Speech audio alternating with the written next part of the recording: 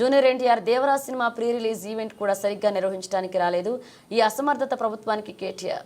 హైదరాబాద్ మహానగరాన్ని ఒక విశ్వనగరంగా తీర్చిదిద్దాలనే ఉద్దేశంతో చిన్న పండుగ వచ్చినా మా మంత్రులు ఆనాడు స్వయంగా కూర్చొని దగ్గర కూర్చొని అటు అధికారులు రెవెన్యూ కావచ్చు, మున్సిపల్ కావచ్చు, పోలీస్ కావచ్చు సమన్వయం చేసి శ్రీనివాస్ యాదవ్ గారు, మహమూద్ అలీ గారు, సబిత గారు, మా గౌరవ శాసనసభ్యులు దగ్గర ఉండి చూసుకునేది.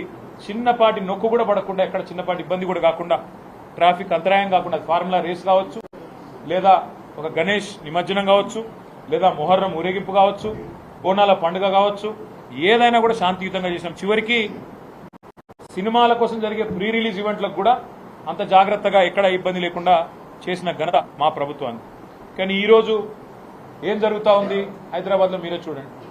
నిన్న పాపం జూనియర్ ఎన్టీఆర్ గారి సినిమా ఆయన ఇక్కడ ఏదో రిలీజ్ ఫంక్షన్ పెట్టుకుంటే దాన్ని కూడా కనీసం నిర్వహించలేని అసమర్థత, గంట్లాంటి పరిస్థితిలోకి ఇలా ఈ నగరం వెళ్ళిపోయింది.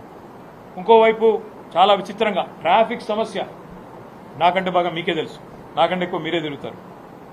గతంలో ఎట్లా ఉండేది ట్రాఫిక్ మేనేజ్మెంట్, ఇవాళ ఎట్లా ఉండేది అనేది ప్రజలందరికీ తెలుసు. హైదరాబాద్ గంటలు గంటలు ట్రాఫిక్లో ఇరుక్కొని పోయే పరిస్థితి వచ్చింది.